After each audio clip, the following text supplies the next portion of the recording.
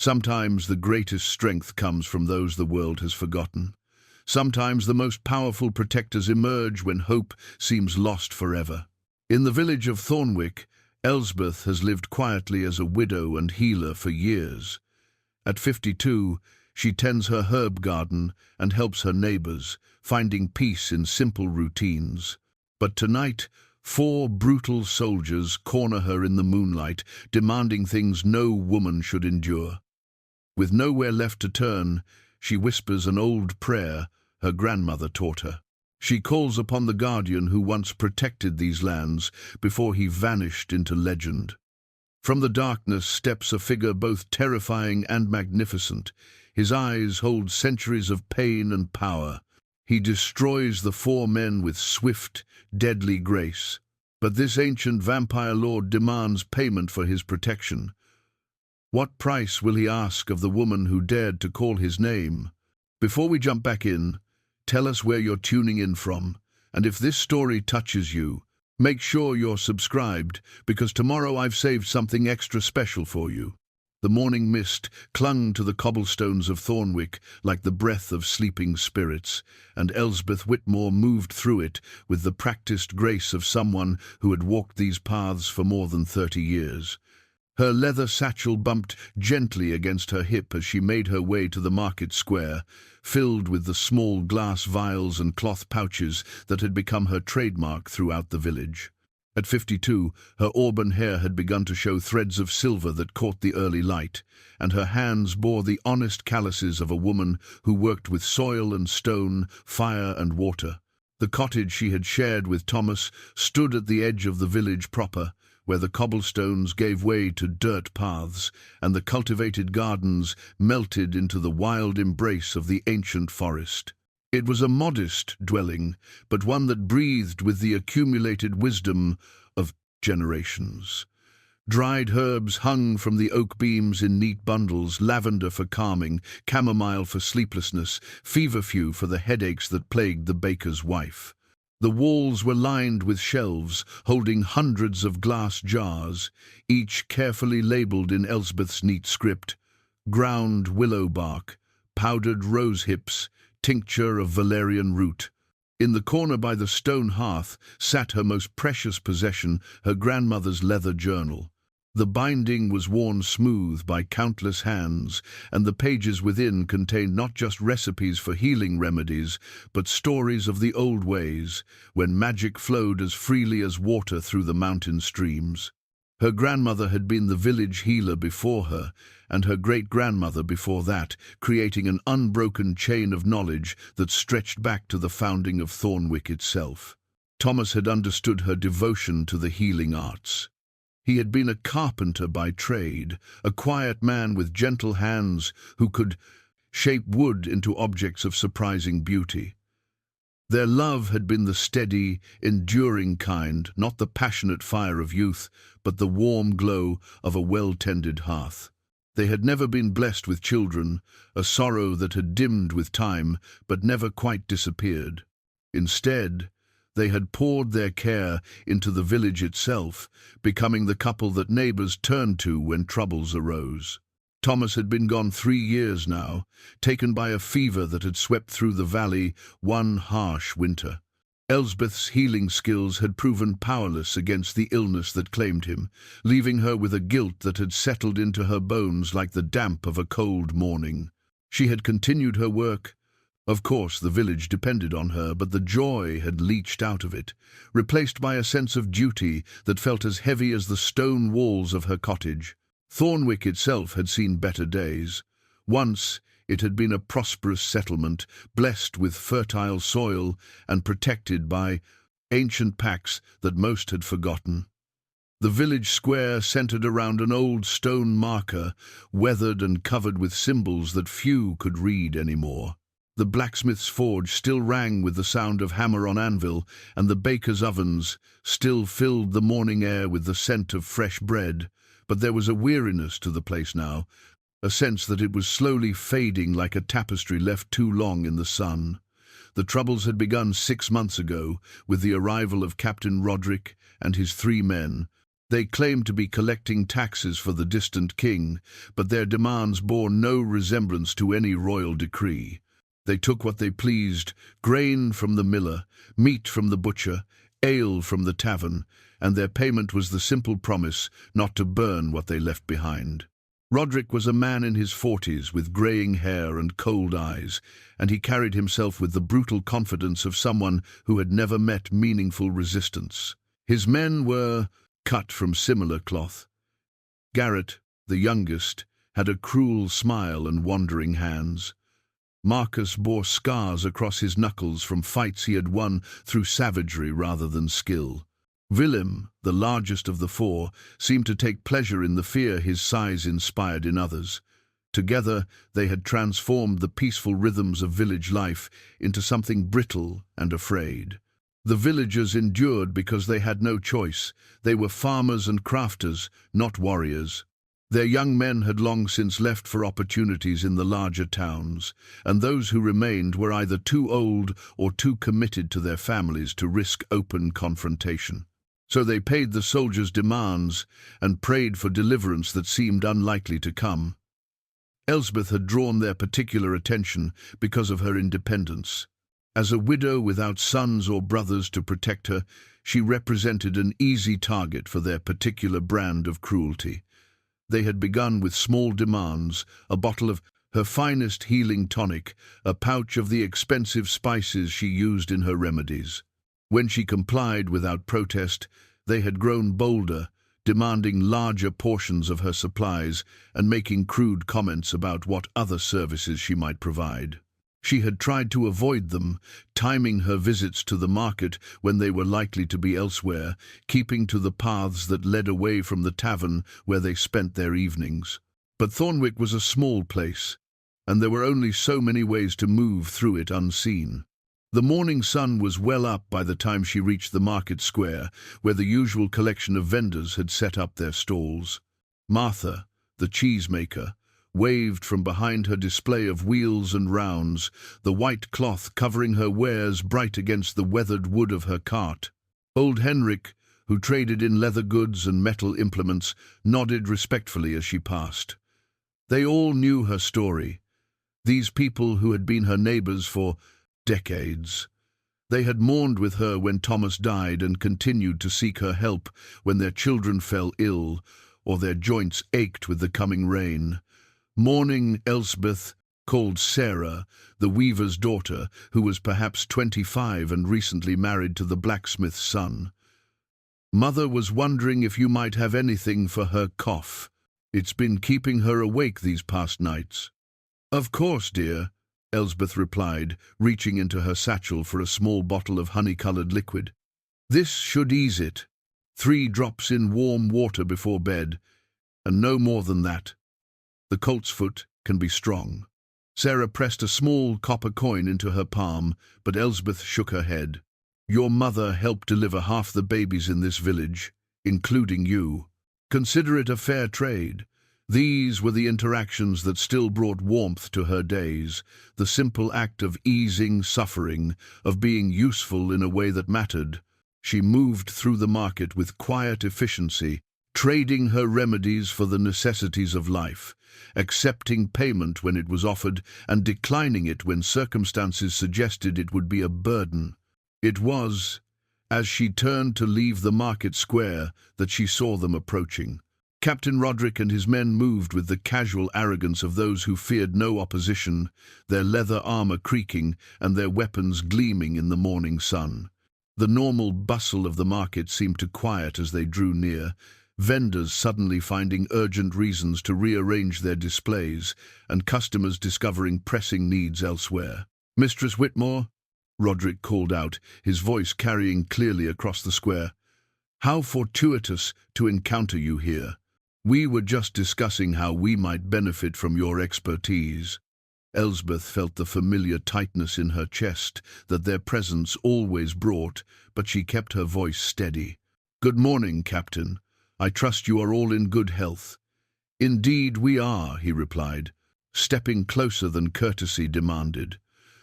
Though we find ourselves in need of certain supplies, the rigors of maintaining order in this region are considerable.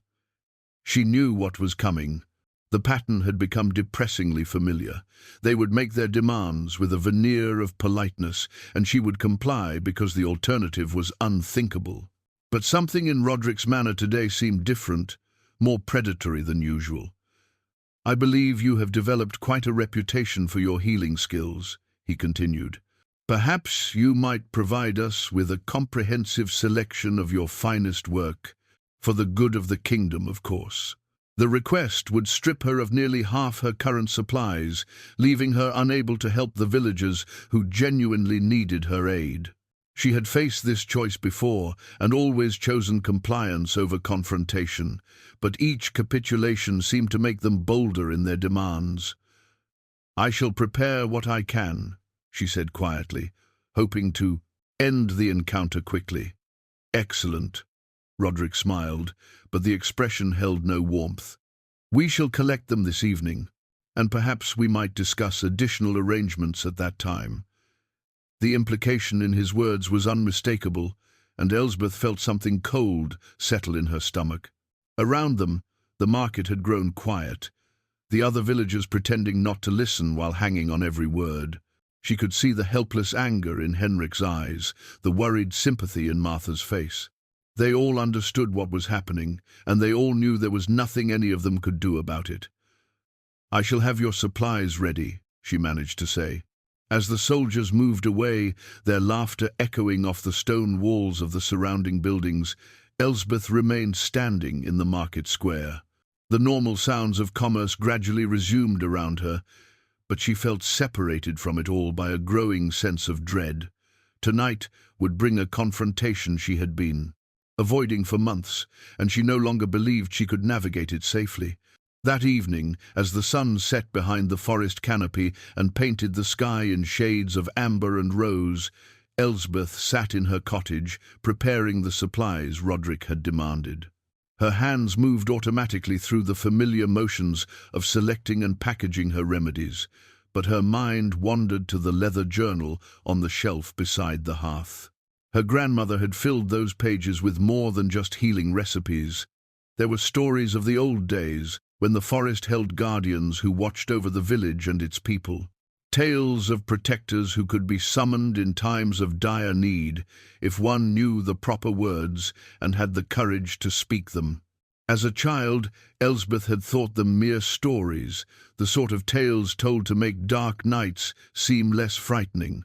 But tonight, as she listened to the approaching footsteps on the path outside her cottage, she found herself wondering if perhaps some stories carried more truth than she had ever imagined. The knock on Elsbeth's door came just as the last light faded from the western sky. She had been expecting it, dreading it, preparing for it throughout the long afternoon. The supplies Roderick had demanded sat neatly arranged on her kitchen table: bottles of healing tinctures, pouches of dried herbs, rolls of clean bandages that had taken her weeks to prepare. It represented nearly half of her current stock, but she told herself that cooperation might satisfy them enough to leave her in peace. The knock came again, more insistent this time, and she heard Garrett's voice calling out with mock politeness.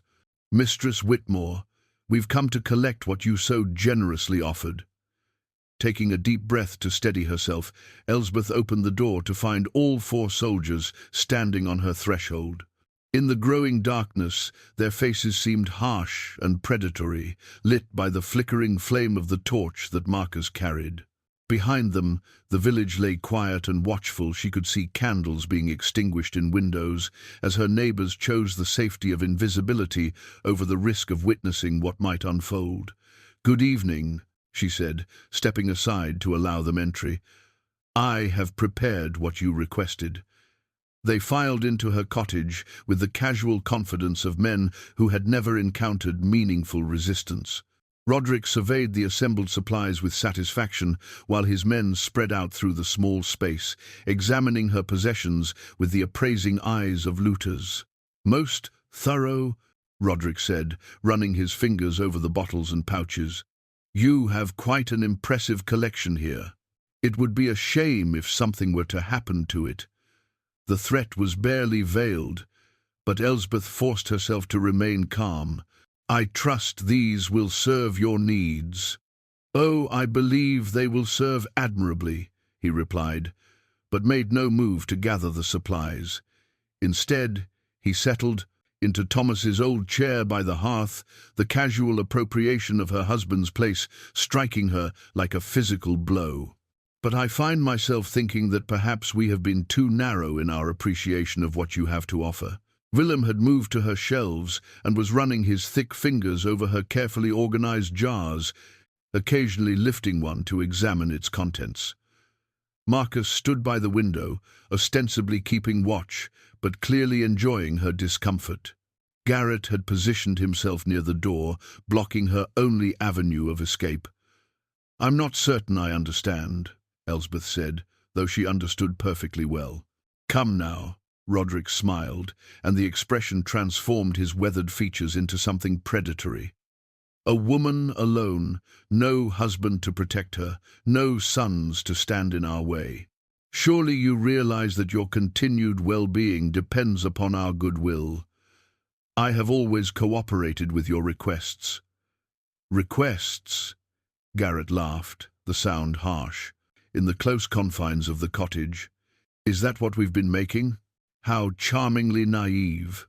Roderick rose from the chair and moved closer to her, close enough that she could smell the ale on his breath and see the cruel anticipation in his eyes. You see, Mistress Whitmore, we have grown weary of this pretense of civility.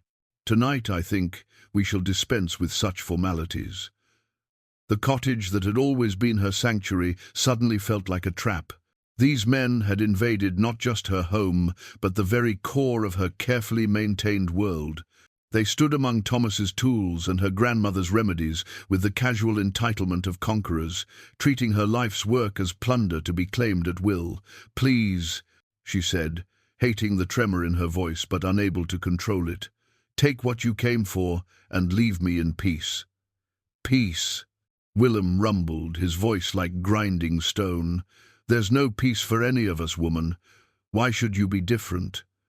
Marcus moved away from the window, completing the circle around her.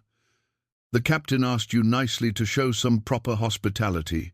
Don't make this more difficult than it needs to be." Elsbeth felt the walls of her cottage closing in around her. These were not men who would be swayed by pleas or reasoning. They had come here with a purpose that went far beyond collecting supplies, and she could see in their faces that they intended to take whatever they pleased. "There must be some other arrangement we can make," she tried desperately. "I have coins saved, or perhaps other supplies." "The only arrangement," Roderick said, reaching out to touch her cheek with fingers that felt like ice, "is the one we are about to make with you." Something inside her snapped at his touch. The fear that had held her paralyzed transformed into a cold fury that surprised her with its intensity. She stepped back, putting the table between herself and the soldiers, her hand instinctively reaching for the small silver pendant that hung around her neck, a family heirloom that her grandmother had given her years ago. "No," she said, and the word carried a strength she hadn't known she possessed. "You will not do this," Garrett laughed. "Listen to her, lads. The widow thinks she has a choice in the matter." But Roderick was studying her with new interest, his eyes fixed on the pendant that had begun to emit a faint, silvery glow in the dim light of the cottage. "What is that trinket you wear?" Elsbeth's fingers closed around the pendant, and she felt a warmth spreading from it into her palm. Images flashed through her mind, her grandmother's voice speaking words in the old tongue, stories of guardians who watched from the shadows, prayers that could summon protectors when all other hope was lost. "Get away from me," she said, backing toward the door that Garrett still blocked. "I don't think so," Marcus said, moving to flank her. "We've been patient long enough." Willem reached for her with his massive hands, and Elsbeth felt the last of her composure shatter. The pendant grew hot against her skin, and suddenly the words her grandmother had taught her came flooding back, ancient syllables that felt strange on her tongue, but right in a way that defied explanation. "Please," she whispered, not to the soldiers but to whatever powers might still listen to such prayers. "Please help me." The words tumbled out in the old language, half-remembered phrases that her grandmother had made her memorize as a child. She had thought them mere nonsense then, pretty sounds to accompany fairy tales. But now, with the pendant burning against her chest and terror lending her voice strength, they felt like something far more substantial. The soldiers had paused in their advance, puzzled by her sudden switch to an unfamiliar tongue. Roderick's eyes narrowed as he tried to make sense of what she was saying, but the words were older than his understanding, older than the village itself. "Guardian of the ancient wood," she cried out, the phrases flowing more easily now, as if some long dormant memory had awakened within her. "Protector bound by sacred oath, I call upon the covenant made in blood and shadow. I am the last of the line that summoned you. I invoke your aid in this dark hour." The cottage fell silent except for the sound of her ragged breathing. The soldiers exchanged uncertain glances, clearly unsure whether they were witnessing madness or something more dangerous. Even Roderick seemed momentarily at a loss, his predatory confidence wavering in the face of something he didn't understand. Then, the temperature in the room began to drop. It was subtle at first, just a slight chill that might have been a draught from an ill-fitted window. But it quickly grew more pronounced until their breath began to mist in the air and frost started to form on the inside of the cottage windows. The pendant around Elsbeth's neck blazed with silver light, so bright that she could see it clearly through her closed fingers. "What sorcery is this?" Garrett demanded, but his voice had lost its earlier confidence. The answer came not in words, but in presence. Something vast and ancient and utterly inhuman had turned its attention toward the cottage. Elsbeth could feel it approaching like a storm front, gathering power and purpose as it drew nearer. The very air seemed to thicken with anticipation. Then the door exploded inward.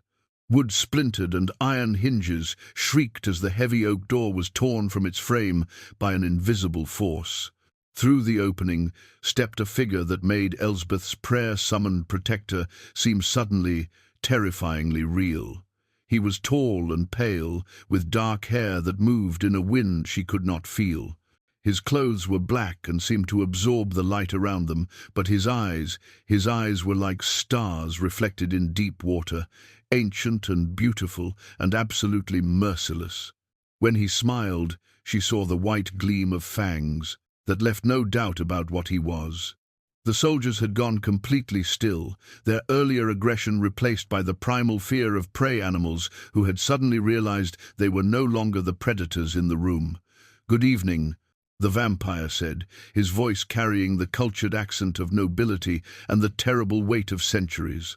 "I believe someone has been troubling my bloodsworn." Roderick found his voice first, though it came out as little more than a croak. Who are you?" "I am Lucian Ashworth," the vampire replied with perfect politeness. "Lord of these lands by right of birth and conquest, protector of this village by ancient compact, and guardian of the bloodline that summoned me." His gaze fixed on Elsbeth with something that might have been approval. "And I am very displeased with how you have treated what is mine." The last word carried such weight of possession and promise that Elsbeth felt something deep within her respond to it, even as her rational mind reeled from the implications of what she had summoned into her quiet world. What followed was not a battle so much as an execution. The soldiers, who had seemed so formidable in their brutality toward an unarmed woman, became children before the ancient power that had answered Elsbeth's call. Lucian moved with a fluid grace that spoke of centuries of practice, his pale hands becoming instruments of swift and terrible justice. Garrett, who had blocked her escape, was the first to die. He had barely begun to draw his sword when the vampire's hand closed around his throat, lifting him from the ground with casual ease. The young soldier's cruel smile transformed into a look of wide-eyed terror as his feet kicked uselessly in the air. There was a soft crack, like a green branch breaking, and Garrett went limp. Marcus tried to run, his survival instincts finally overriding his predatory arrogance. He made it 3 steps toward the shattered doorway before Lucian appeared in. The front of him, moving faster than human eyes could follow. The soldier's scream was cut short by a sound like tearing cloth, and he collapsed in a spreading pool of crimson. Willem, the largest of the 4, chose to fight. He hefted his massive sword with both hands and brought it down in an overhead strike that should have cleaved the vampire in 2. Instead, Lucian caught the blade between his palms, the steel ringing like a bell as it stopped dead. For a moment they stood frozen in tableau, the soldier straining against an immovable force, the vampire regarding him with something like pity. "You chose poorly," Lucian said softly, and twisted his hands. The sword snapped in half with a sound like breaking thunder. Willem stumbled backward, staring at the ruined weapon in his hands, and in that moment of distraction, the vampire's hand found his heart. There was no dramatic flourish, no prolonged suffering, just a swift, surgical strike that ended Willem's brutish existence as efficiently as snuffing a candle. Captain Roderick, who had commanded through fear and cruelty, found himself reduced to a trembling supplicant in the space of heartbeats. He had drawn his sword but seemed unable to move, paralyzed by the sheer impossibility of what he was witnessing. His 3 companions lay dead around him, their blood seeping into the flagstone floor of Elsbeth's cottage. "Please," he whispered, the word barely audible through lips that had gone white with terror. "I have coin gold whatever you want." "What I want," Lucian replied, approaching with the unhurried pace of inevitability, "is for you to understand the magnitude of your error. You came here believing yourselves to be wolves among sheep. You failed to recognize that the sheep were under the protection of something far more dangerous than wolves." He reached out and touched Roderick's forehead with one pale finger, and the captain's eyes rolled back in his head. For a moment he stood perfectly still, and then he began to speak in a voice not entirely his own. "By ancient compact made in blood and starlight," he intoned, the words carrying the weight of ritual, "the bloodline of the first healers shall be protected from harm. Those who break this covenant shall know the price of their transgression." When Lucian removed his finger, Roderick collapsed like a puppet with cut strings. Unlike his men, he still breathed, but something fundamental had broken within him. He lay curled on the floor, whimpering softly and staring at nothing with eyes that had seen too much. "He will live," Lucian said, speaking to Elsbeth for the first time since his violent entrance. "But he will remember this night for whatever remains of his days, and the memory will serve as warning to others who might harbor similar intentions." Elsbeth stood pressed against the wall of her cottage, her hand still clutching the silver pendant that had finally stopped glowing. The familiar space that had been her sanctuary for 3 decades had been transformed into something from a nightmare.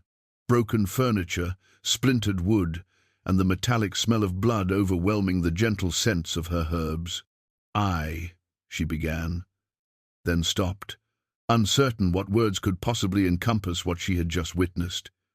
"You called, and I answered," Lucian said simply, "as was agreed long ago.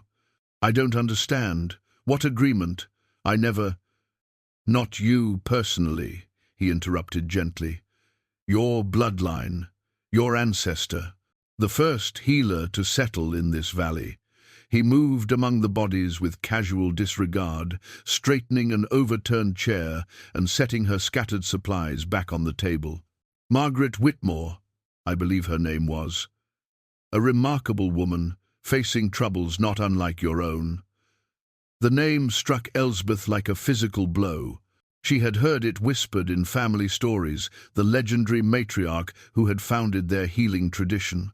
But those stories had always been vague, wrapped in the mists of time and embellished by generations of retelling.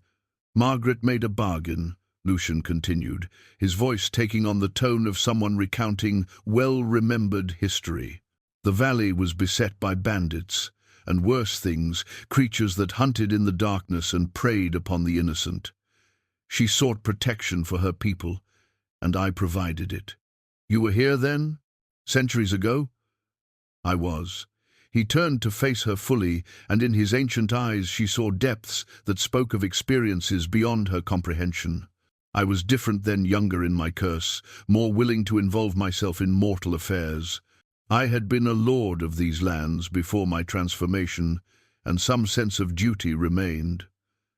The cottage door hung askew on broken hinges, letting in the cool night air that carried the scent of the forest beyond.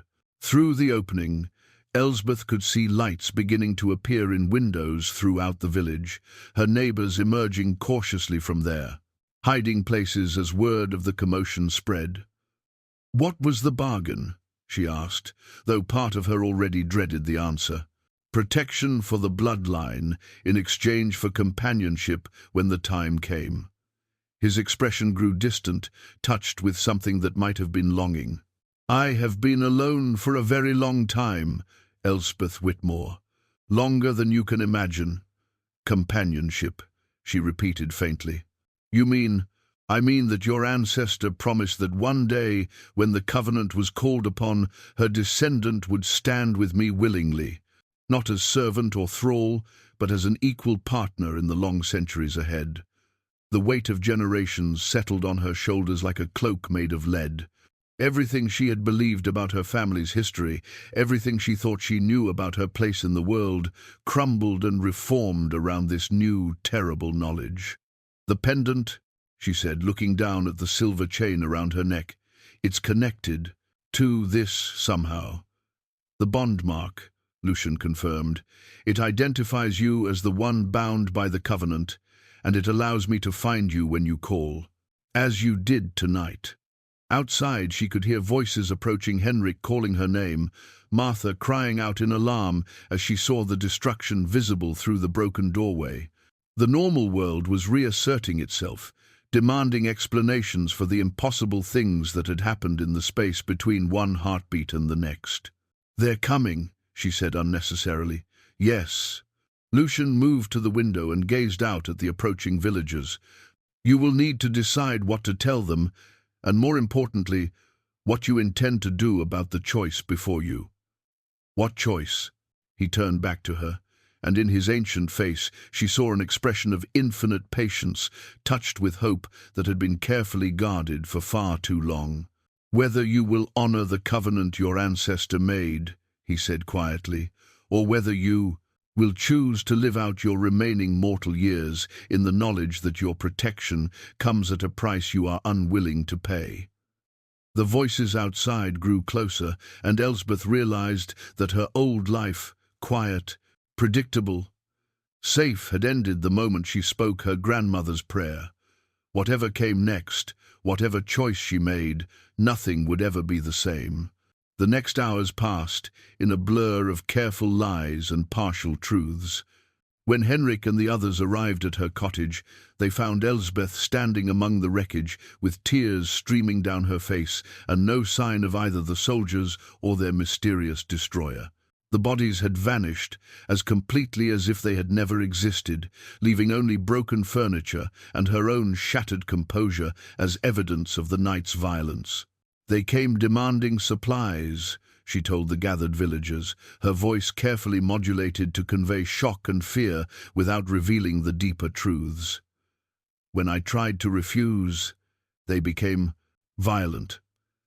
I managed to escape into the forest, and when I returned, they were gone." It was Henrik who noticed the pendant at her throat, now dim and ordinary-looking in the lamplight. "That's new," he said quietly. "I don't remember seeing you wear such a thing before." Elsbeth's fingers moved instinctively to cover the silver chain. "It was my grandmother's. I found it tonight among her things." The lie came easier than she had expected, perhaps because it carried enough truth to feel natural on her tongue. Martha bustled about the cottage with the determined efficiency of a woman accustomed to cleaning up after disasters, sweeping away splinters of wood and righting overturned furniture. "Well, whatever happened here, we're just grateful you're safe, dear. Those men were nothing but trouble from the day they arrived," the others murmured agreement. But Elsbeth could see questions in their eyes, questions about how a middle-aged healer had managed to escape 4 armed soldiers, about where those soldiers might have gone, about the strange chill that still seemed to cling to the cottage despite the fire blazing in the hearth. She answered what she could and deflected the rest, grateful that her neighbours' relief at being free of Roderick's tyranny outweighed their curiosity about the means of that freedom. By dawn, the cottage had been set to rights as much as possible, and the villagers had dispersed to spread the news of the soldiers' mysterious departure. Elsbeth sat alone by her fire, Thomas's wedding ring heavy on the chain around her neck, beside the silver pendant that had changed everything.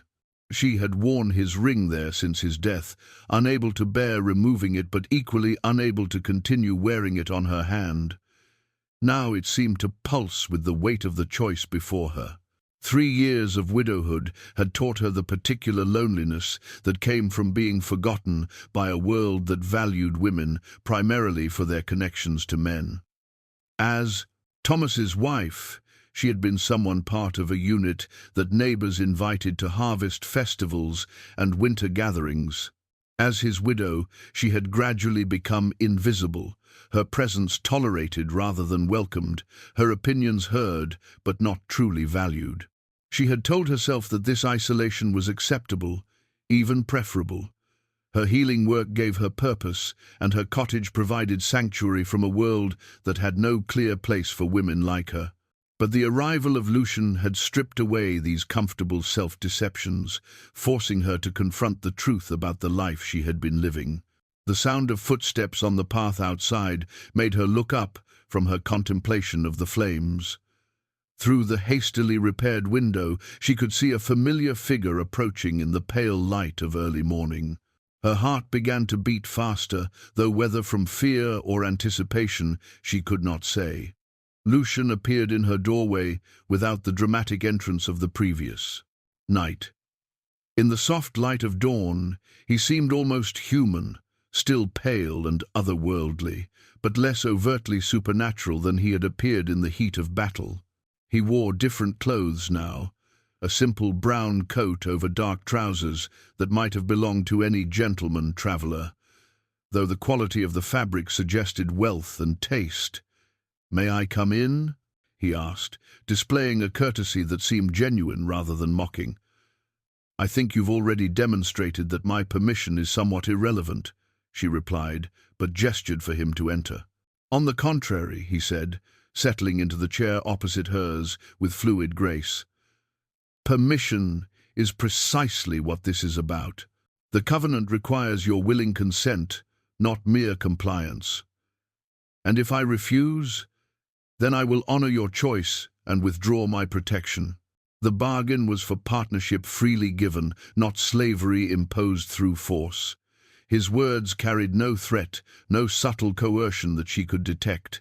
If anything, there was a sadness in his tone that spoke of long experience with disappointment and rejection. "Tell me about her," Elsbeth said after a moment. "About Margaret. She was much like you, actually. Practical, intelligent, devoted to healing. She had lost her husband to the same bandits that plagued her village, and she carried that loss like a stone in her chest. His ancient eyes grew distant with memory. She was, perhaps 40 when we first met, already past the age when most women were considered desirable by the standards of her time. What happened to her? She chose to honor the covenant. We had 37 years together before age claimed her." A smile touched the corners of his mouth, the first genuinely warm expression she had seen from him. "They were among the happiest years of my very long existence, but she aged and died while you remained unchanged. Yes, that is the price of my nature.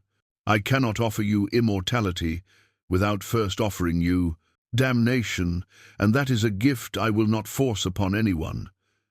The cottage fell silent, except for the crackling of the fire and the distant sounds of the village waking to another day. Elsbeth found herself studying this creature who had upended her carefully ordered world, trying to reconcile the terrible efficiency with which he had dispatched the soldiers, with the gentle melancholy in his voice when he spoke of his lost companion. "You said you were alone for a long time," she said finally. "What happened before Margaret?" "I was cursed by someone I trusted, someone I loved, transformed against my will and cast out from everything I had known." His fingers traced patterns on the arm of the chair, unconscious movements that spoke of old pain. "I spent the first century of my existence, as most new vampires do, lost in hunger and rage, taking what I needed without thought for the consequences." "What changed?" "Time. Weariness. The gradual realization that existence without purpose is merely a more elaborate form of death." He looked up at her, and she saw in his eyes the accumulated weight of centuries. "Margaret offered me something I had not dared hope for, a reason to be better than my nature demanded." Outside, the village was coming alive with the sounds of normal life resuming. She could hear the baker's apprentice delivering fresh bread, the blacksmith's hammer beginning its daily rhythm, children's voices calling to one another as they ran between the houses. It was the life she had known for 30 years, the safe and predictable existence that had sustained her through grief and loss. "I don't know if I'm strong enough," she admitted quietly, "to leave all this behind, to trust someone I barely know with the rest of my life." "Strength is not the absence of fear," Lucian said gently. "It is the willingness to act despite that fear. You proved that last night when you called upon powers you did not understand to protect yourself." The Khanda, silver pendant, seemed to grow warm against her skin, as if responding to their conversation. She lifted it from beneath her dress and let it catch the firelight, watching the way the metal seemed to pulse with its own inner radiance. "How long do I have to decide?" "As long as you need. The Covenant is patient, as am I." He rose from the chair with the same fluid grace that marked all his movements. "But know that your choice, whatever it may be, will shape not only your own fate, but the fate of this village and everyone in it." He moved toward the door, then paused at the threshold. "I will be near, should you have need of me. The forest knows me well, and I know every shadow within a day's walk of this place." After he left, Elsbeth sat alone with the weight of decision pressing down upon her like the stone walls of an ancient tomb. In her hands, Thomas's ring caught the light beside the pendant that had awakened powers she never knew she possessed. Two symbols of two very different kinds of love, two very different choices about what her life might become. 3 days passed before curiosity overcame caution, and Elsbeth found herself walking the forest paths she had avoided since childhood. The villagers had accepted her story about the soldiers' departure, with the relief of people too grateful for deliverance to question its source too closely. Life in Thornwick had returned to something approaching normal, though she noticed that people looked at her differently now, with a mixture of sympathy and subtle unease that suggested they sensed something had changed about her, even if they couldn't identify what. The silver pendant had grown heavier around her neck, not in weight, but in significance. She found herself touching it absently throughout the day, feeling the warmth that seemed to pulse in rhythm with her heartbeat. Sometimes, in the moments between sleep and waking, she thought she could sense something vast and patient, watching from the shadows of the forest, waiting for her decision with the endless calm of someone who had learned to measure time in centuries rather than seasons. Her grandmother's journal had become her constant companion, its familiar weight a comfort as she pored over pages she had read 100 times before. But now, the old stories seemed different, charged with new meaning that transformed fairy tales into historical accounts. The guardians of the wood, the protectors who watched from shadow, the ancient oaths that bound the magical to the mortal world. All of it read like a chronicle rather than fantasy. It was Margaret's name that finally drove her into the forest. Her ancestor was mentioned only briefly in the journal's pages, but those few references took on profound significance in light of what Lucien had revealed. Margaret walked with shadows and found light, her grandmother had written in her careful script. She chose love over fear and found both strength and sorrow in that choice. The path deeper into the woods was overgrown but still discernible, marked by ancient stones that bore symbols she was beginning to recognize from her grandmother's journal. As she walked, the afternoon light filtered through leaves that seemed to whisper secrets in a language older than words. Birds fell silent at her approach, and small creatures rustled away into the undergrowth as if the forest itself was holding its breath.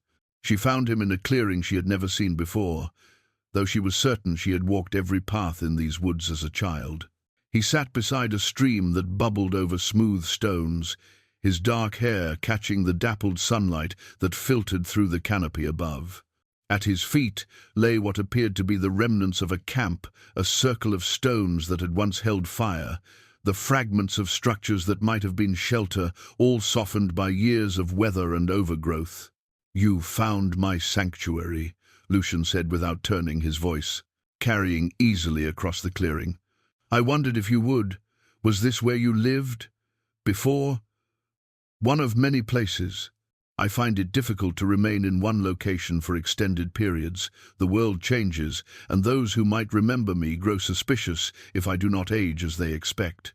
He gestured to the ruins around him. "This was home for a time, when Margaret and I first came to know one another." Elsbeth approached slowly, taking in the details of what had once been a life shared between mortal and immortal. She could see the remains of a garden, wild now, but still showing traces of the careful planning that spoke of someone who had cared for growing things. Herbs grew in wild profusion, some familiar, others that seemed to pulse with their own subtle light. "She lived here with you?" "For the first few years, yes. Later we spent time in the village as well, though always carefully. It is easier for a vampire to pretend humanity in the short term than to sustain the forming illusion across decades." His smile held centuries of practiced deception. "Margaret was skilled at managing the complexities of our arrangement." On closer inspection, Elsbeth could see that the ruins were more extensive than they had first appeared.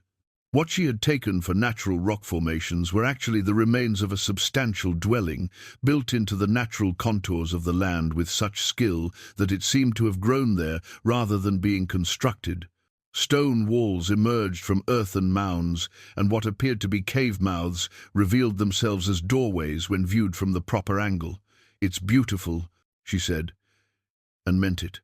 There was something deeply peaceful about the place, a sense of sanctuary that spoke to the part of her that had always found solace in hidden, quiet spaces. Margaret thought so as well.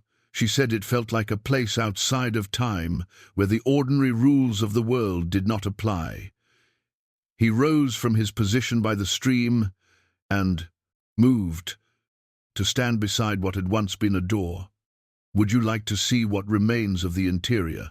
The rooms within were surprisingly well preserved, protected from the weather by the skill of their construction, and perhaps by something more than mere craftsmanship. The main chamber was spacious but intimate, with alcoves carved into the living rock and windows positioned to catch the best light at different times of day. Elsbeth could see traces of the life that had been lived here, iron hooks that had once held herbs for drying, shelves carved into the stone walls, the remains of a hearth that had clearly seen regular use. But it was the smaller chamber beyond that caught her attention. The walls here were covered with symbols that matched those in her grandmother's journal, carved deep into the stone and filled with what appeared to be silver. In the center of the room stood a table of black stone, its surface worn smooth by countless hands, and upon it lay objects that made her breath catch in her throat. Books bound in leather that looked supple despite obvious age, instruments of crystal and metal that seemed to hum with stored power. and at the center of it all a crown of silver thorns that caught the light filtering through a cleverly concealed opening in the ceiling and threw it back in patterns that made her eyes water to follow. "My regalia," Lucian said quietly. "What I wore when I ruled these lands as a mortal man, and the focus for the magic that bound me to protect them even after my transformation. You were a king, a duke, more precisely. These mountains and the valleys between them were my domain, granted to me by a king whose name has been forgotten by history." His fingers traced the air above the crown without quite touching it. "I was young and proud and certain that my nobility made me immune to the darker aspects of human nature. I learned otherwise." The crown seemed to pulse with its own inner light, and Elsbeth found herself drawn to it, despite a growing sense that she was looking at something far more significant than mere ornamentation. The silver thorns were wrought with incredible skill, each one unique, and they seemed to move slightly when she wasn't looking directly at them. "Who cursed you?" "Someone I loved, someone I trusted more than my own judgment." His voice carried the weight of old pain, carefully controlled but never fully healed. "She was beautiful and clever and utterly without conscience. I thought I could save her from the darkness in her nature, and she thought she could use my power for purposes I would never have consented to support. What happened? She performed a ritual that was meant to bind me to her will permanently. Instead, it transformed me into something that could not be controlled by anyone, least of all by her." He moved away from the crown, as if its proximity brought back memories he preferred to keep buried. "I killed her, eventually, not from vengeance, but from necessity. She had become something that threatened everything I had sworn to protect." The weight of centuries pressed down upon the chamber, and Elsbeth felt suddenly small and mortal in the presence of so much accumulated history. This man, this creature, carried within himself the memories of lifetimes she could barely imagine, and he was offering to share that burden with her. "Why me?" she asked quietly. "Why not find someone younger, someone who could give you more years?" "Because," he said, turning to face her fully, "I am not looking for years. I am looking for understanding. Someone who has known loss and chosen to continue living despite it. Someone who understands that love is not about possession but about choice, freely made and continually renewed." His words struck her like a physical blow, not because they were harsh, but because they were true. She had spent 3 years telling herself that her life was full enough, that her work and her routines provided sufficient purpose. But standing in this place where another woman had chosen to build a life with this ancient being, she could no longer deny the hollowness that had grown within her since Thomas's death. The changes began subtly, so gradually that Elsbeth almost convinced herself they were imagined. It started with her senses becoming more acute. She could smell rain coming from farther away, hear conversations from across the village square with startling clarity, and see details in the dim light of dawn that should have been invisible to human eyes. Her healing work, always skilled, took on an almost supernatural effectiveness as she found herself able to diagnose ailments with a touch and sense the flow of health and sickness in ways that defied rational explanation. The mirror in her cottage had become both blessing and curse. Each morning she examined her reflection with growing unease, searching for signs of the transformation she sensed occurring within. Her skin seemed to have taken on a luminous quality, as if lit from within by some internal fire. Her eyes, always a soft brown, now held flecks of silver that caught the light in unusual ways. Most disturbing of all, she appeared younger, not dramatically, but enough that she had begun avoiding the more observant of her neighbors. It was Martha who finally gave voice to what others had been thinking. "You look well these days," the older woman said as they met in the market square one morning. "Better than you have since Thomas passed. Have you been using some new remedy on yourself?" "I've been sleeping better," Elsbeth replied carefully, which was true if incomplete. Her dreams had indeed grown more restful, filled with visions of moonlit forests and ancient ceremonies that felt more like memories than fantasies. Well, whatever you're doing, keep it up. You look 10 years younger. Martha's eyes held a sharpness that suggested her casual observation concealed deeper suspicions. Though I don't suppose you'd mind sharing your secret with the rest of us. The conversation haunted Elsbeth as she made her way home, her satchel heavy with the herbs and supplies she had gathered. The village seemed smaller somehow, its familiar boundaries feeling more like a cage than a sanctuary. She found herself looking toward the forest with increasing frequency, drawn by instincts she couldn't fully understand. That evening, as she sat by her fire attempting to focus on her grandmother's journal, she became aware that she was no longer alone. The sensation of being watched had become familiar over the past week, but tonight felt different, more immediate and purposeful. "You're changing," Lucian said, stepping from the shadows near her door with the fluid grace that marked all his movements. "More quickly than I expected. Is that supposed to happen?" She set down the journal and touched the pendant at her throat, which had grown warm at his approach. "The bond awakens gradually in most bloodlines. Yours appears to be particularly receptive to its influence." He moved to the window and gazed out at the village beyond. Margaret experienced similar changes, though not quite so pronounced. "What does it mean?" "It means you are becoming something more than merely human, though not yet something other than human. The covenant prepares you for a longer life than mortal flesh typically allows, but the transformation is incomplete without your willing participation." The implications of his words settled over her like a shroud. She had assumed that accepting the covenant would mean living out her natural lifespan in his company, aging normally while he remained unchanged. The possibility of something more fundamental had never occurred to her. "You never mentioned this before." "Because the choice must be made freely without coercion. If you knew the full extent of what was offered, you might choose it for the wrong reasons, out of fear of death rather than genuine desire for partnership." She rose from her chair and moved to stand beside him at the window. The village spread before them in the moonlight, peaceful and unchanging, the same view she had contemplated for 30 years.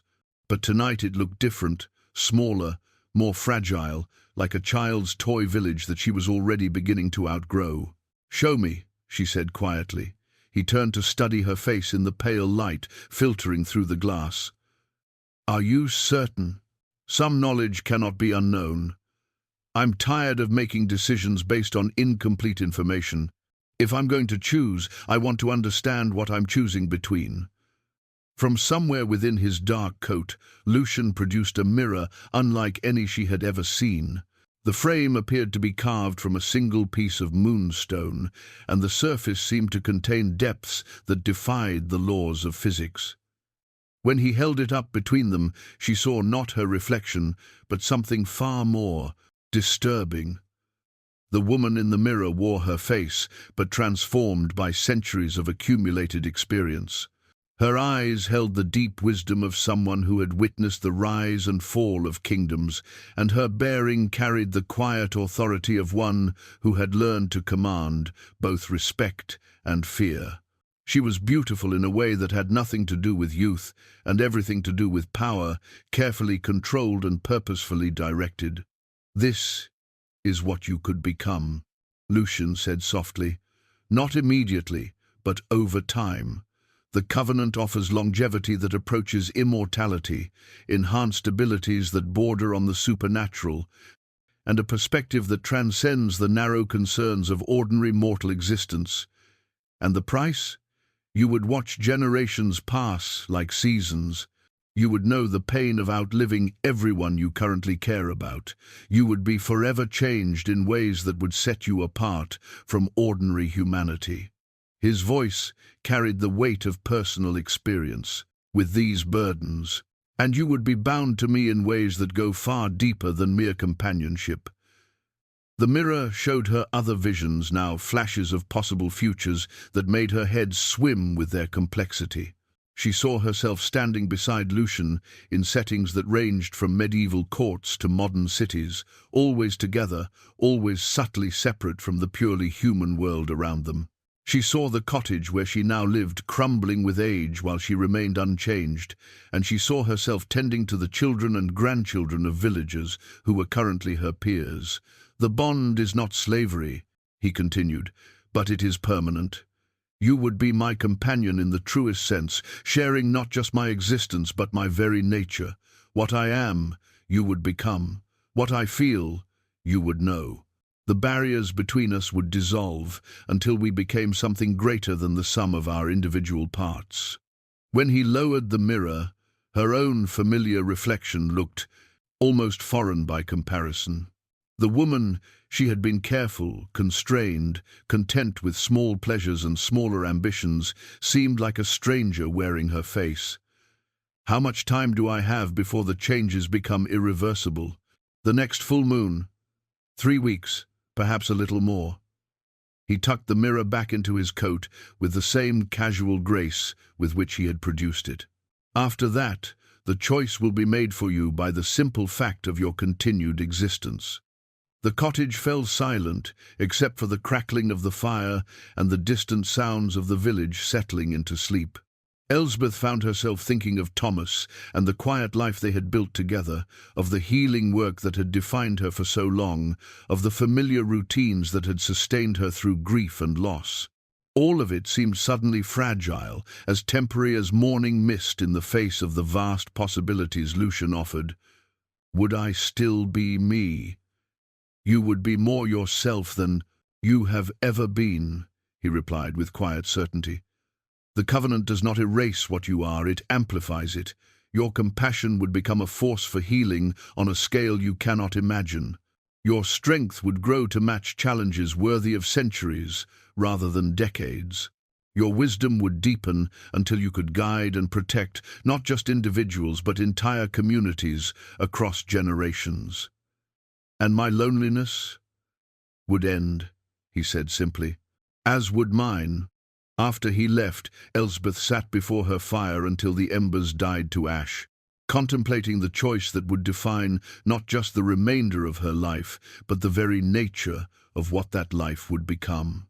The pendant at her throat pulsed with warmth, and she could feel the changes accelerating within her, preparing her for a transformation that would either fulfill her destiny or destroy everything she had ever been. The discovery came by accident, as the most devastating truths often do.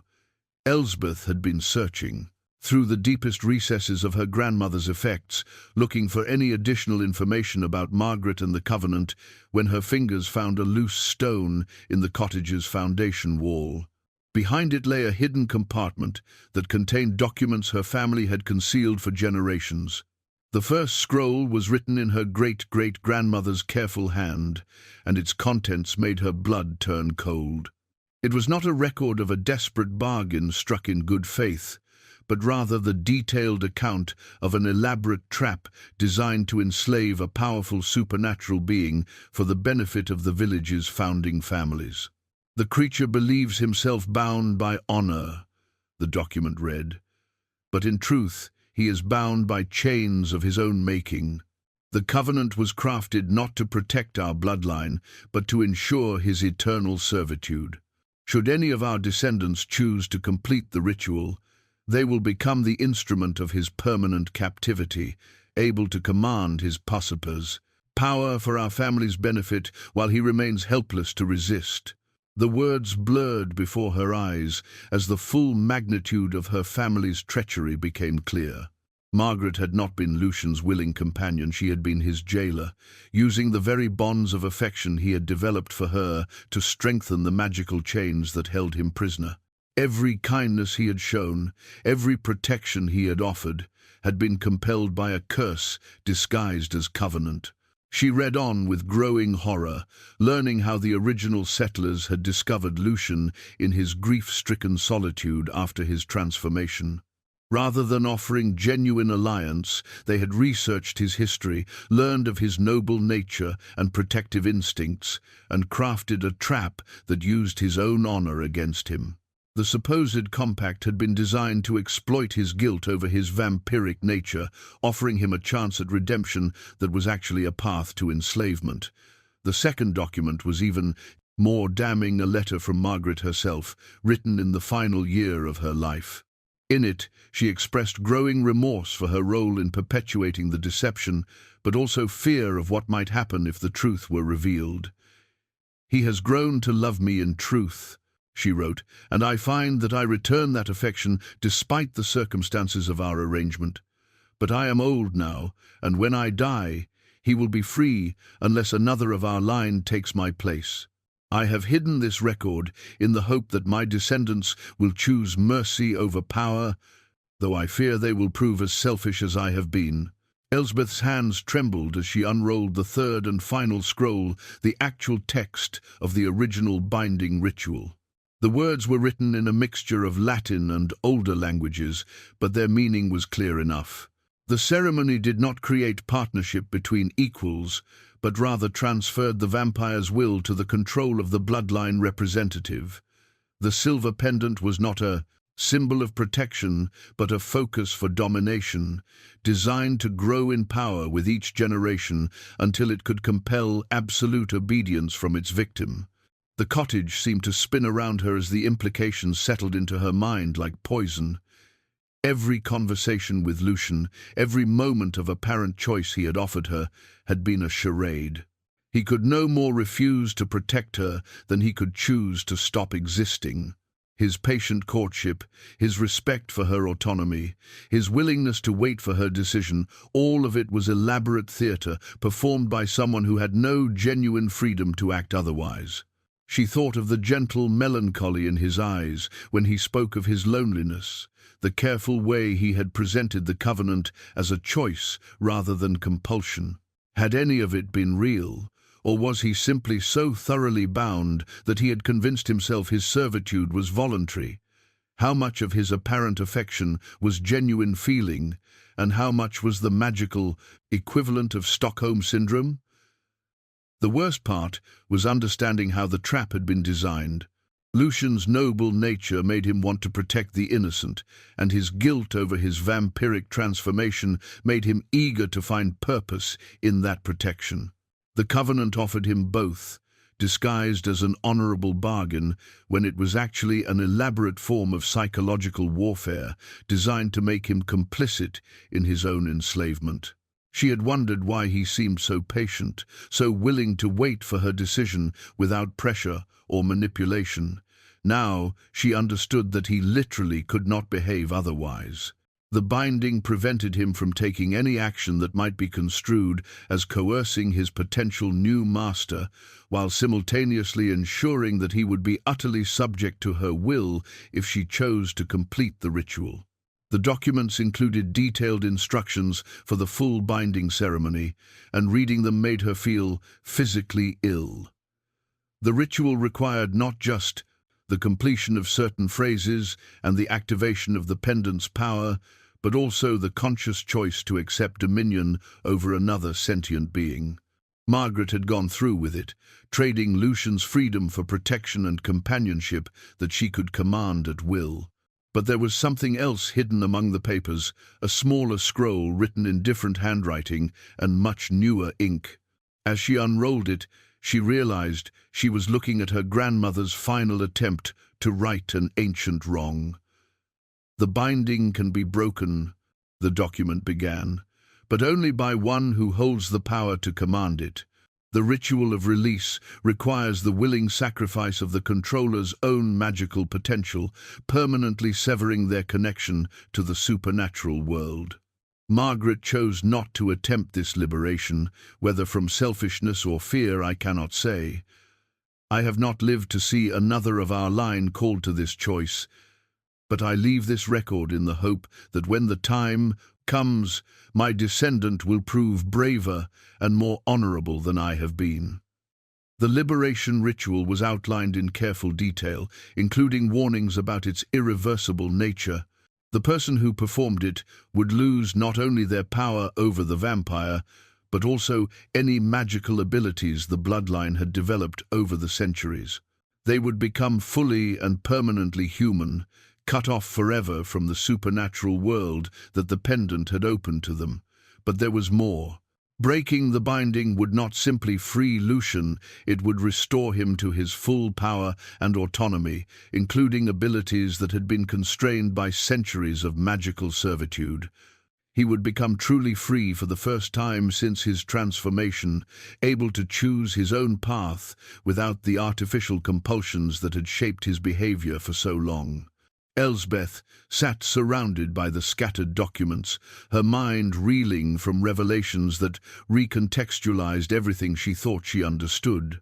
About her situation, the choice she faced was not between loneliness and companionship, but between perpetuating an ancient injustice and sacrificing her own supernatural potential to right a wrong committed by her ancestors. The pendant at her throat, which had felt warm and comforting for the past weeks, now seemed to burn against her skin like a brand.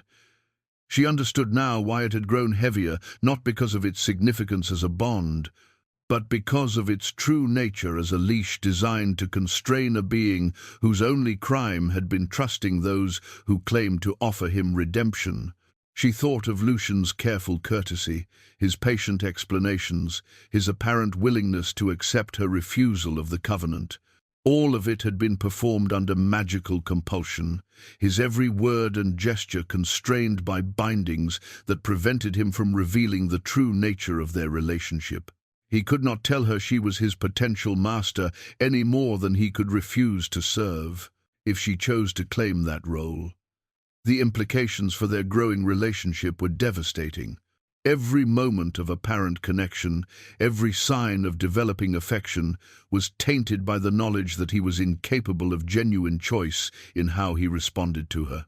She had been falling in love with someone who was magically prevented from showing her anything but careful respect and patient devotion. But perhaps worst of all was the realization of what her acceptance of the covenant would mean.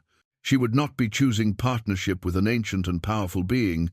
She would be choosing to become the latest in a line of magical slaveholders, using supernatural compulsion to force affection and service from someone who deserved freedom more than anyone she had ever known.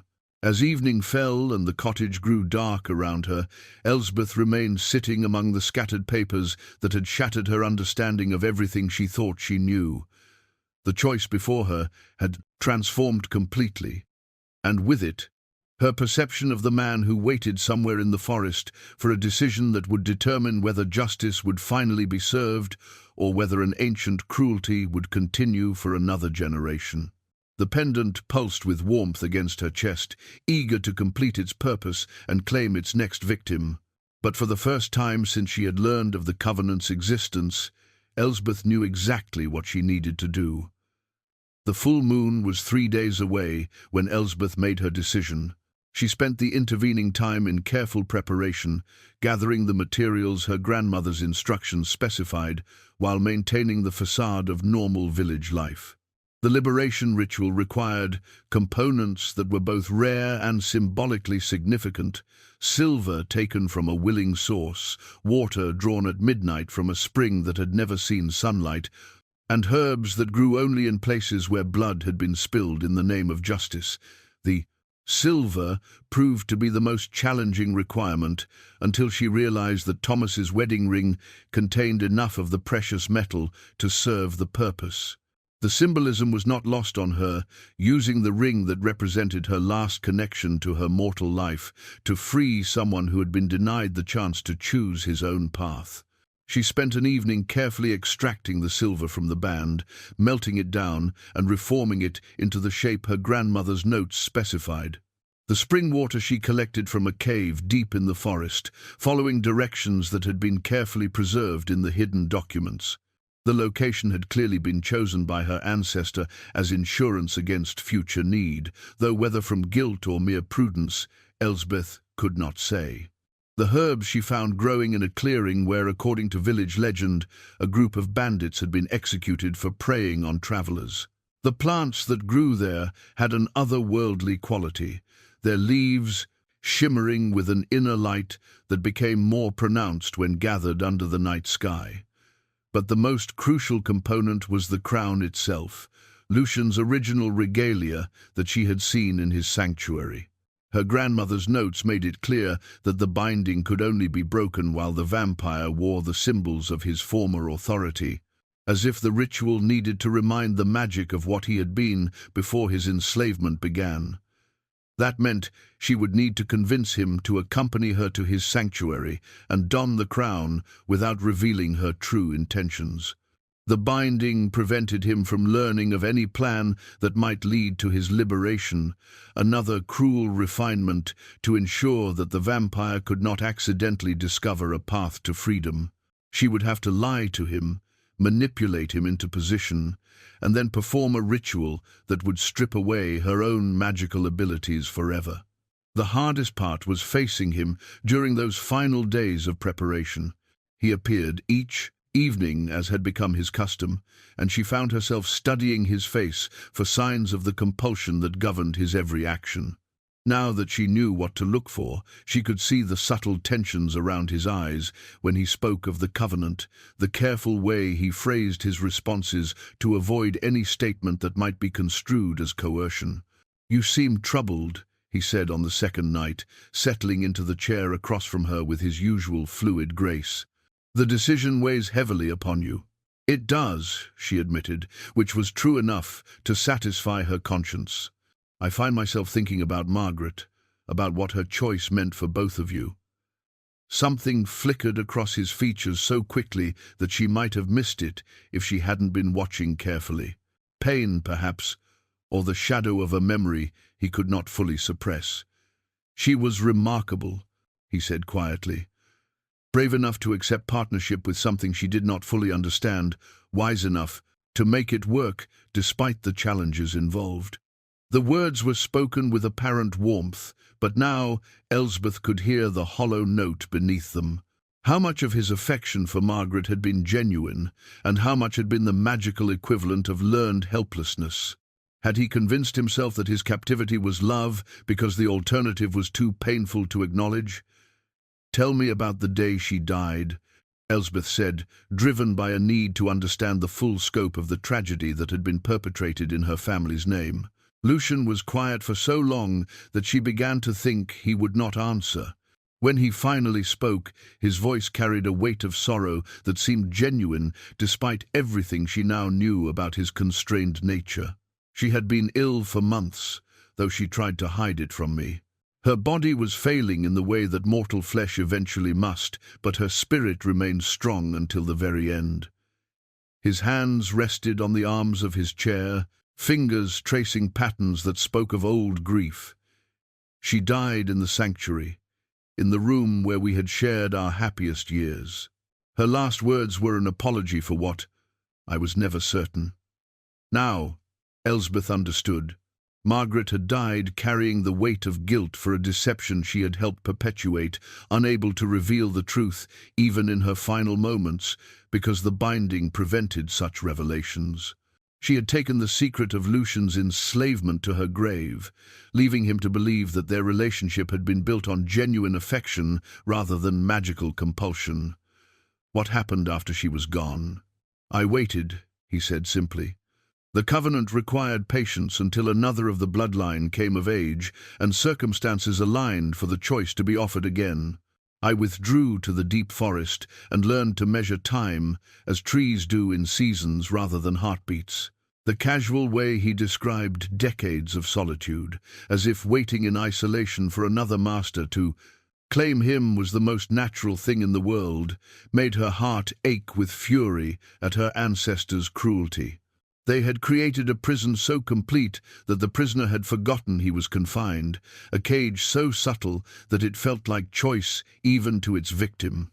On the final night before the full moon, Elsbeth made her request with all the casual innocence she could manage.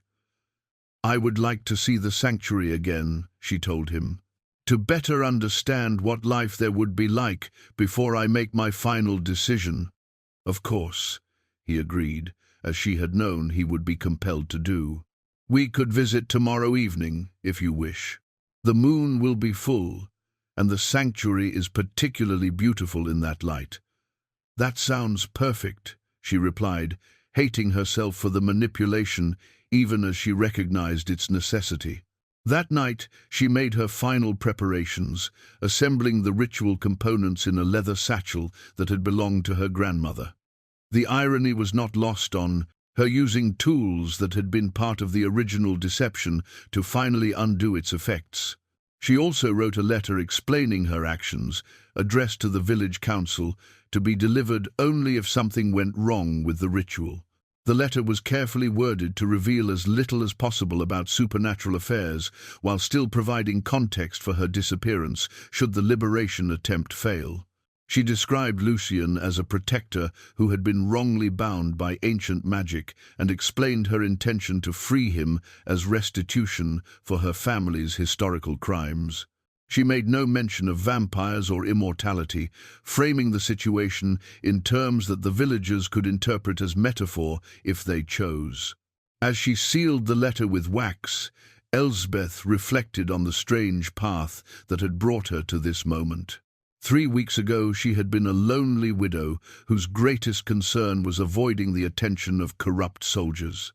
Now she stood on the brink of performing a Biliers, magical ritual that would either free an ancient being from centuries of enslavement or destroy them both in the attempt. The changes in her own nature had accelerated as the full moon approached. Her reflection in the mirror showed features that seemed lit from within by supernatural fire, and her enhanced senses made the cottage feel cramped and confining. The pendant at her throat pulsed with eager energy, ready to complete the binding that would make her Lucien's newest master. But she had chosen a different path. Tomorrow night, she would either succeed in breaking chains that had held for centuries, or she would die in the attempt. Either outcome seemed preferable to becoming the latest link in a chain of magical slaveholders who had profited from one man's noble nature and protective instincts. She spent the remaining hours before dawn reading through her grandmother's journal one final time, searching for any additional insights that might improve her chances of success. The liberation ritual was complex and dangerous, requiring precise timing and absolute commitment from the person performing it. Any hesitation or doubt could cause the magic to turn inward, destroying the would-be liberator rather than breaking the bonds they sought to sever. But there was something else in the journal's pages, a note written in her grandmother's hand that spoke of love found in the most unlikely circumstances. True partnership. It read, "Cannot exist where one party has no genuine choice in the matter. Freedom must be freely given if love is to have any meaning. May those who come after me prove wiser than I have been." As dawn broke over the village, painting the sky in shades of rose and gold, Elsbeth felt a calm certainty settle over her. The choice before her was not really a choice at all. It was simply the right thing to do, regardless of the personal cost. She had been given the power to undo an ancient wrong, and she would use that power even if it meant sacrificing everything she had gained since the covenant had awakened within her.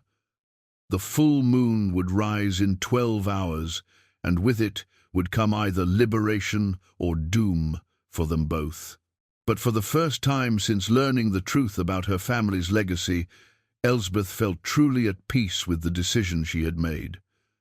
Tonight, one way or another, the chains would be broken. The sanctuary looked different under the full moon's light, more ancient, more alive, as if the silver radiance awakened something that slumbered during darker hours.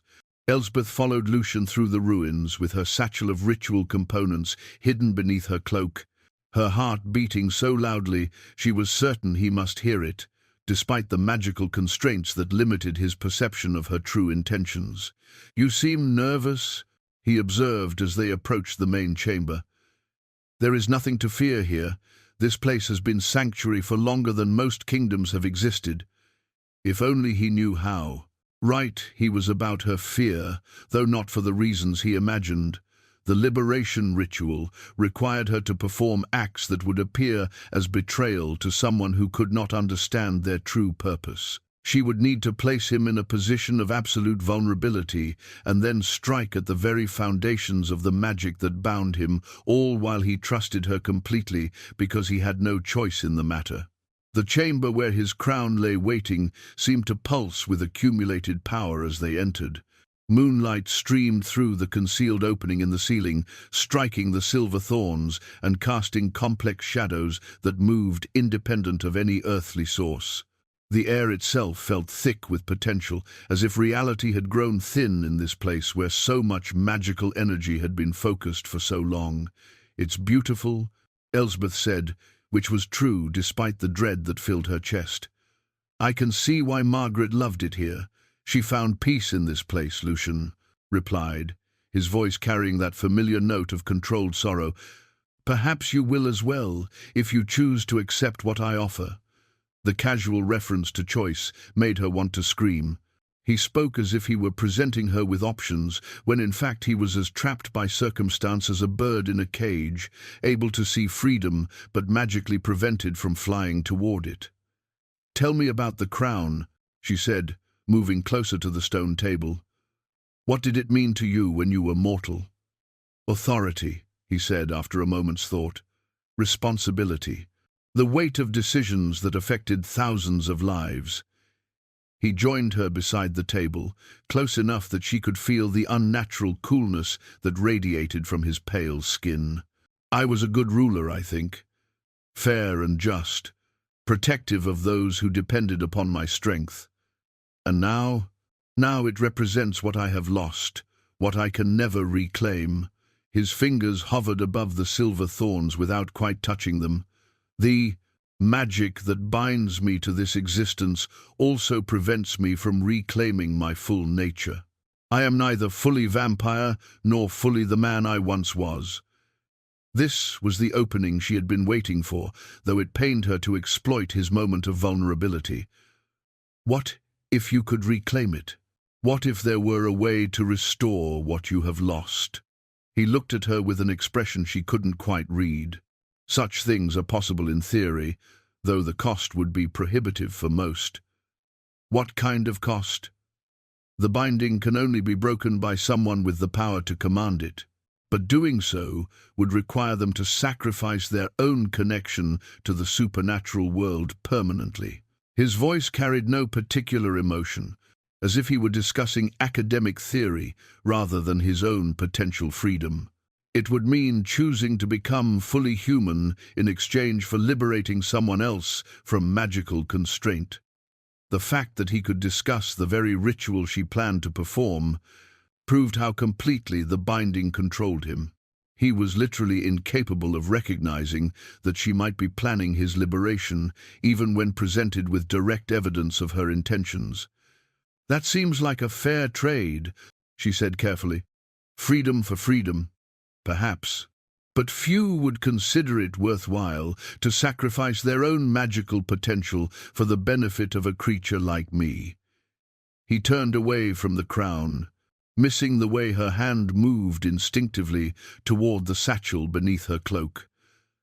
The binding was created by those who understood that vampires are dangerous by nature. Even freed, I would remain what I am, a predator, wearing the mask of civilization. "You've never hurt anyone who didn't deserve it," she said with quiet conviction. "In all the time I've known you, you've shown nothing but restraint and honor." "Because I am compelled to do so," he replied with bitter honesty. "The magic that binds me also constrains my darker impulses. Freed from those constraints, I might become something far different from what you have seen." This revelation struck her like a physical blow. The liberation ritual would not only free him from magical servitude, it would also remove the artificial restraints that had kept his vampiric nature in check for centuries. She would be releasing not just a prisoner, but a predator whose natural instincts had been magically suppressed for longer than mortal memory. For a moment, doubt crept into her resolve. What if she was wrong about his essential nature? What if the nobility and protective instincts she had seen in him were merely products of magical compulsion rather than genuine character traits? But then she looked at his face in the moonlight and saw something that decided the matter once and for all. Beneath the careful control and supernatural composure, she glimpsed a soul that was tired beyond measure, not tired of existence, but tired of being denied the right to choose what that existence would become. "Put on the crown," she said quietly. He turned to stare at her, and for the first time since she had known him, she saw genuine surprise cross his features. "Elsbeth, please," she interrupted, reaching into her satchel to withdraw the ritual blade her grandmother had described. "Trust me." The silver knife gleamed in the moonlight, its edge honed to razor sharpness and inscribed with symbols that seemed to writhe in the pale radiance. When Lucian saw it, his expression shifted from surprise to something approaching understanding, though the binding still prevented him from grasping her true intentions. "What are you doing?" he asked, but his voice carried no fear, only curiosity and perhaps the faintest hint of hope. "What should have been done centuries ago," she replied, and lifted the crown from its resting place. The crown settled upon Lucian's head as if it had never left its proper place, the silver thorns catching the moonlight and throwing it back in, patterns that made the air itself seem to sing. The moment the metal touched his skin, something fundamental shifted in the chamber's atmosphere. Power that had lain dormant for centuries began to stir, responding to the presence of its rightful bearer. "I can feel it," Lucian said softly, his voice filled with wonder. "The magic recognizes what I was before the binding took hold. It remembers when I wore this crown as a living man rather than an enslaved creature." Elsbeth raised the ritual blade, its silver edge gleaming in the supernatural radiance that now filled the chamber. The words of the liberation ritual came to her lips as if they had been waiting there for years, syllables in the old tongue that felt both foreign and familiar on her tongue. "By blood and starlight, by choice freely made," she began, her voice growing stronger with each phrase. "I renounce the chains that bind this soul. I reject the authority granted to my bloodline through deception and cruelty." Understanding finally dawned in Lucian's ancient eyes. The magical constraints that had prevented him from recognizing her true intentions crumbled as the liberation ritual took hold, allowing him to see at last what she was attempting to do for him. "Elsbeth, no," he said urgently, starting to rise from where he knelt before the stone table. "You don't understand what you're sacrificing. Your magical heritage, your extended lifespan, your connection to the supernatural world, all of it will be lost forever." "I understand perfectly," she replied, continuing the incantation even as tears began to stream down her face. "My family stole your freedom and disguised it as honor. I choose to return what was never ours to take." The blade in her hand grew warm, then hot, as power flowed through it from sources older than recorded history. The pendant at her throat blazed with silver fire, its light so intense that the chamber seemed filled with captured starlight. She could feel her own magical abilities being drawn into the ritual, pulled from her soul like threads being unwoven from a tapestry. "Let this binding be broken," she cried, raising the knife above her heart. "Let this injustice be ended.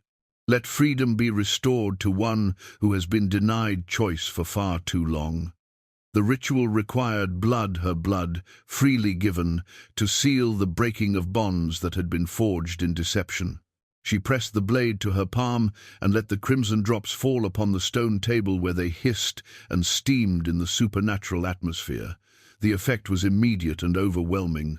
The pendant around her neck shattered like glass, its fragments dissolving into motes of silver light that swirled around the chamber like imprisoned stars finally set free. The crown upon Lucian's head blazed with radiance that transformed the silver thorns into instruments of liberation rather than symbols of lost authority. But it was the change in Lucian himself that truly marked the ritual's success. The careful restraint that had marked his every movement for centuries fell away like a discarded cloak, replaced by something wild and powerful and utterly free. His pale skin took on a luminous quality that spoke of supernatural vitality unleashed, and his eyes blazed with an inner fire that had been suppressed for far too long. As the magical energy reached its crescendo, something unexpected began to bloom in the corner of the chamber. A rose bush sprouted from the stone floor, as if the very rock had been transformed into fertile soil, its stems growing with impossible speed toward the moonlight streaming through the ceiling. Within moments, it had burst into flower blooms of the deepest red that seemed to pulse with their own inner light. The dawn rose. Her grandmother had called it in her hidden notes, a flower that bloomed only when ancient wrongs were finally set right, when justice was restored through willing sacrifice. Its appearance meant that the liberation ritual had succeeded beyond her wildest hopes. Elsbeth felt the last of her supernatural abilities drain away as the ceremony reached its conclusion. The enhanced senses that had allowed her to see in darkness faded to normal human perception. The magical awareness that had made her such an effective healer diminished to ordinary intuition. The strength that had been growing within her as the covenant awakened dissolved like morning mist. But in place of loss, she felt something she had not experienced since Thomas's death, genuine peace. The weight of her family's ancient crime no longer pressed upon her shoulders, and the terrible knowledge of Lucian's enslavement no longer poisoned her every interaction with him. "It's done," she whispered, letting the ritual blade fall from nerveless fingers to clatter on the stone floor. "You're free." Lucian rose slowly, the crown still blazing upon his head, but his movements now carrying a fluid grace that spoke of power fully, unleashed rather than carefully constrained. When he looked at her, she saw in his eyes an expression of wonder and gratitude that no magical compulsion could have produced. "Free," he repeated, as if testing the word for the first time in centuries. "I had forgotten what that felt like." The dawn rose continued to bloom around them, its crimson petals catching the moonlight and throwing it back in patterns that spoke of redemption finally achieved. In its fragrance, Elsbeth caught hints of all the possibilities that freedom could offer to both of them if they chose to explore them together. But that choice would be genuine now, made by two beings who were finally, truly equal in their ability to say yes or no to whatever future they might build together. 6 months later, Elsbeth stood in her herb garden, watching the sunrise paint the sky in shades of gold and rose. The cottage had been transformed since that night, in the sanctuary not through magic, but through the careful attention of someone who had centuries of accumulated knowledge about making a dwelling into a true home. Lucian emerged from the forest carrying fresh water from the spring, moving with the unhurried grace of someone who no longer measured time in moments of stolen freedom. The crown remained in the sanctuary, but he wore his liberation like invisible regalia that transformed even simple tasks into expressions of choice freely made. "The village council meeting is this afternoon," he said, setting the water buckets by the kitchen door. Henrik mentioned they want to discuss the harvest festival arrangements. It still amazed her how naturally he had integrated into village life once the binding was broken. Without the magical constraints that had forced him into the role of mysterious protector, he had proven remarkably adept at simply being a neighbor. His vast knowledge of agriculture, architecture, and countless other subjects made him an invaluable resource, while his the desire to help, now freely chosen rather than magically compelled, had won over even the most suspicious villagers. The story they had told was simple enough to satisfy curiosity without revealing supernatural truths. Lucian was a scholar who had been traveling through the region when the soldiers threatened the village's peace. He had dealt with the problem and chosen to remain, finding the quiet rhythms of rural life appealing after years of wandering. Most people accepted this explanation readily, grateful for the protection he had provided and the wisdom he continued to offer. "Martha wants to know if you'll prepare the blessing herbs for the ceremony," Elspeth said, checking the progress of the late-season plants that would provide the village's winter remedies. "She says your grandmother's blend always made the harvest celebrations feel more special." Her healing work had returned to purely human levels after the liberation ritual, but rather than feeling diminished, she found greater satisfaction in skills that came from knowledge and experience rather than supernatural enhancement. The villagers still sought her help for their ailments, and she still provided it with the same dedication she had always shown. The unity chalice sat on their kitchen table, a simple wooden cup that Lucian had carved during the long winter evenings. They had performed their own ceremony with it on the spring equinox, not a magical binding but a human promise to build a life together based on choice renewed each day. There had been no supernatural witnesses, no ancient powers, invoked just two people speaking vows of partnership in the presence of friends who had become family. "I've been thinking about the future," Lucian said, settling into the chair beside her small outdoor table. "About what we might accomplish together now that we're both free to choose our own path. What did you have in mind? There are other villages in these mountains, other places where people struggle against forces they cannot overcome alone. Not supernatural threats necessarily, but human ones. Corruption, poverty, injustice." His eyes held the quiet fire of someone who had found purpose worth pursuing. "We could help them, if you're willing. Your healing skills and my accumulated knowledge offered freely rather than commanded by ancient compulsion." The idea appealed to her more than she could have imagined 6 months ago. Then, her world had been bounded by the village limits and the comfortable routines of a life lived in careful isolation. Now, with Lucian as her freely chosen partner, she could envision adventures that stretched far beyond anything she had previously dared to dream. "We would travel together, if you wish it, or we could establish ourselves somewhere and let others come to us. The choice would be ours to make, without constraint or compulsion." He reached across the table to take her hand, his pale fingers intertwining with hers in a gesture that had become natural over the months of their deepening relationship. "That's what I value most about our situation now. Everything we do together is because we want to do it, not because we must." The cottage door opened, and Sarah appeared with her youngest child balanced on her hip, and her eldest trailing behind, carrying a basket of fresh bread. The weaver's daughter had become a regular visitor since learning that Lucian possessed an extensive knowledge of textile techniques from across the centuries. "Good morning," Sarah called cheerfully.